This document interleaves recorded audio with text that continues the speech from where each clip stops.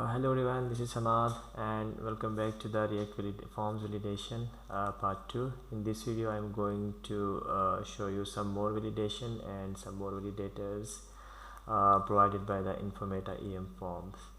So let's start. Here I have added a new component profile.js in which I have added four forms. One is for the name, one is for the email, age and active.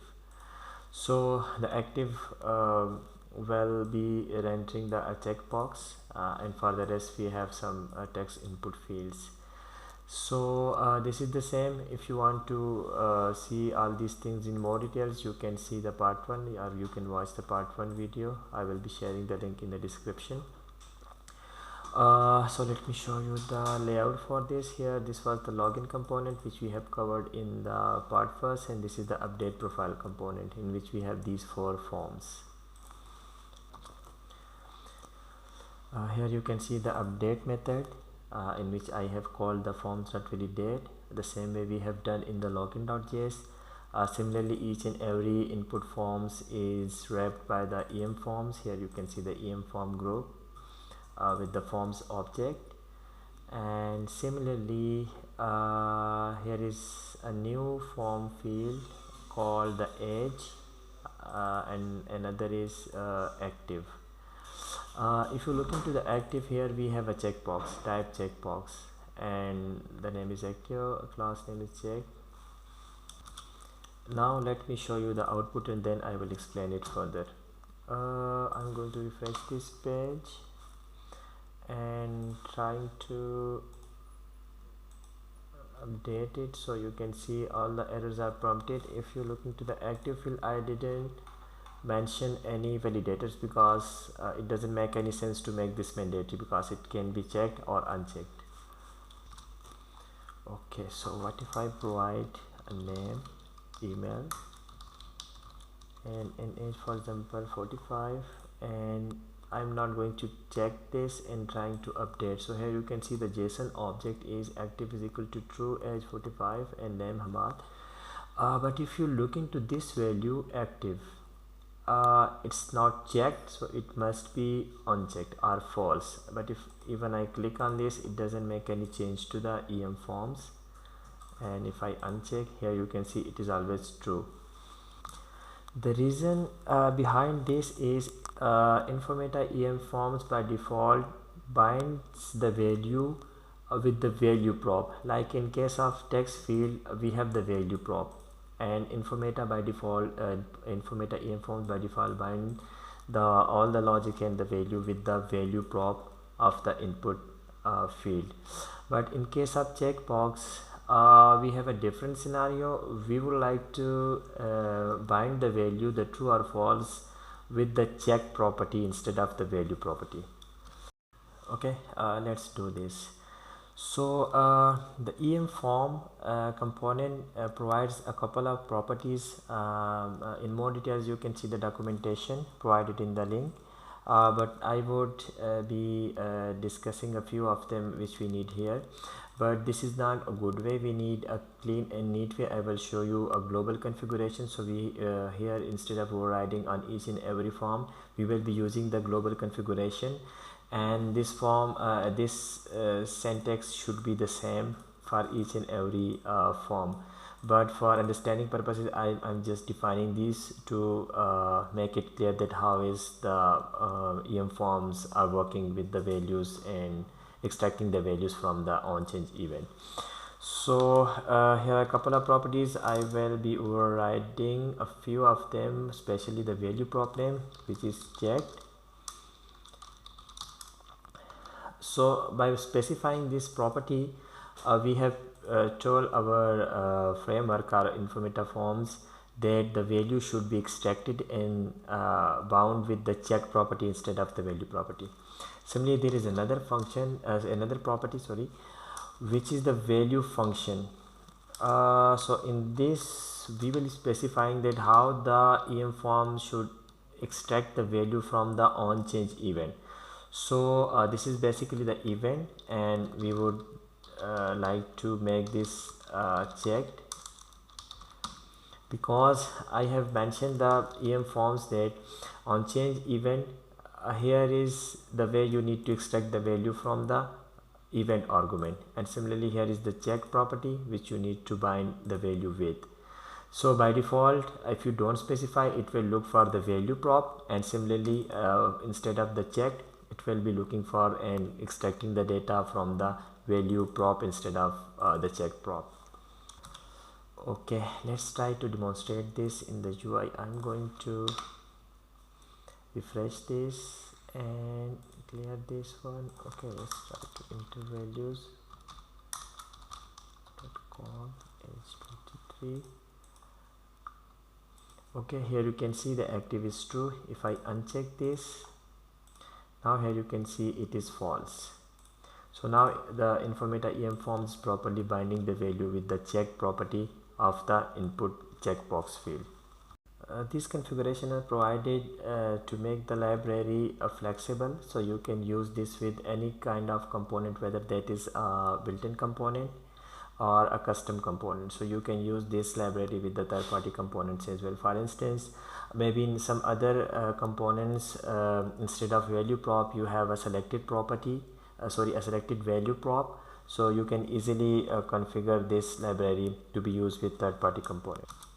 Enfometa em forms has provided a global object for configuration, so and you can use that either in the app.js or index.js file to make all these configuration on the application level instead of defining these on each and every individual form em form element.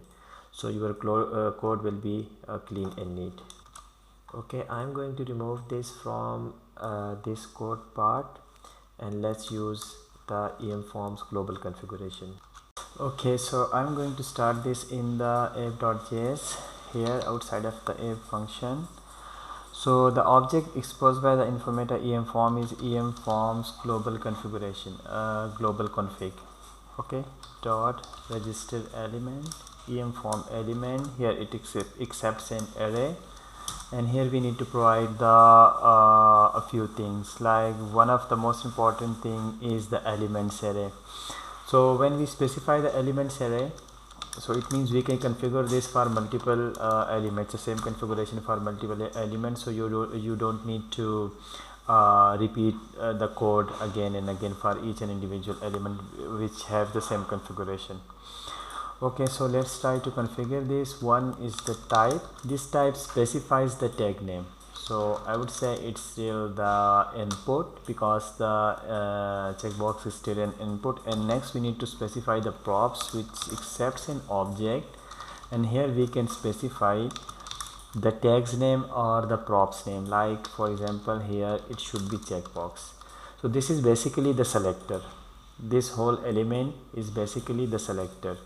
So what does it mean? It means that for type input, and if we have props type checkbox, okay, so this configuration should be applied. Like for example, we need here to specify two things. One is the value function, which is target dot check.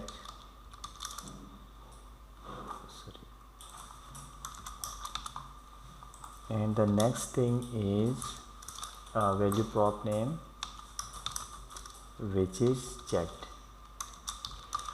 Okay, now let's try to save it. Okay, let's try to execute this. Here I'm going to refresh this. Okay, update is still working. Then for example, something at live.com and 34 and active. If you want to see the output result, here you can see it's true, and if we uncheck, here you can see it is now false.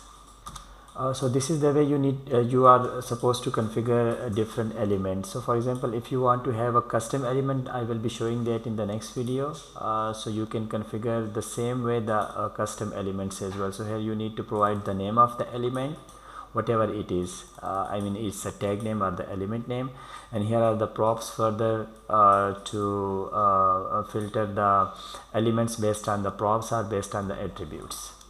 One more thing, here we can have multiple properties here. So for example, we can also say that the class name, and for the form,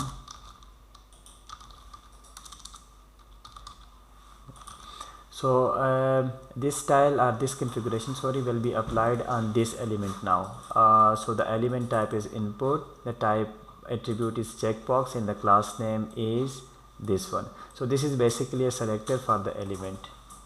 So for now I'm going to remove this because we just need the type checkbox, and this configuration will be applied on the checkbox. So the default configuration for the EM form is, let me show you, let me comment this out. Here you can see this is the default configuration of the EM form. So the value prop by default is value, the onChange prop name is the onChange, and the value function is this one. This is the default configuration on the library level for the EM forms.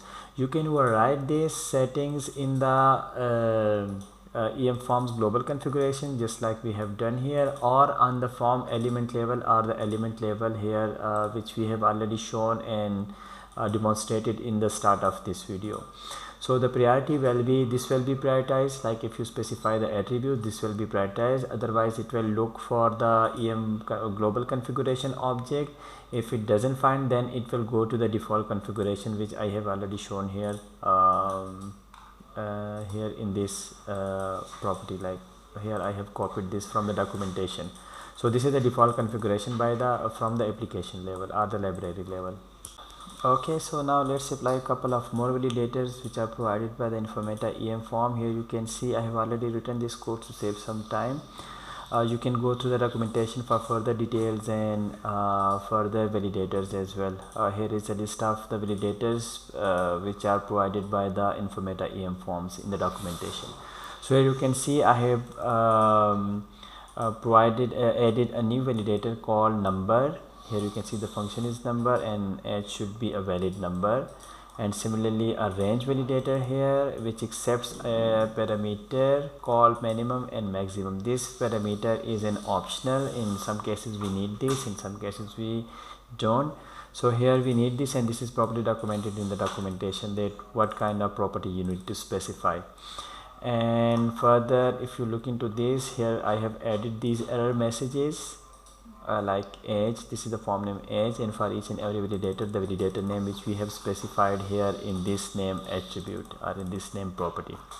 So let's demonstrate this. I'm going to refresh, and let's go to the age. If we doesn't put input any value, so it is showing the age is required, and if we put some invalid value, it will be showing age should be a valid number, otherwise it will accept 45. But if we provide a value greater than 50, so it will be showing age should be between 30 and 50, which we have specified here in this validator. Similarly, we can have this error message in such a way that only one error message can be shown as well. So if you want to have different messages for each and every validator, you can specify the validator name, but if you don't want and have a single message, error message for all the validators, so you can remove and just have only the form name age, which will be showing all the validator messages for in a single text or in a single tag if you want to. So like for example, okay, let's go to the UI and I'm going to refresh this. Here you can see age is required. If we specify here some invalid input, so age should be a valid number, but if we specify 60, age should be between 30 and 50. So it will be showing all the messages in a single text. Now it's up to you whether you want to show this as a single EM error message, but here are chances in some cases that there could be multiple error messages on a single EMR message, because now this belongs to the whole form instead of individual validator. So I would like to recommend to have multiple error messages based on the validator name. So let's remove this, and we have this, so it can be easily managed for each and individual validator name.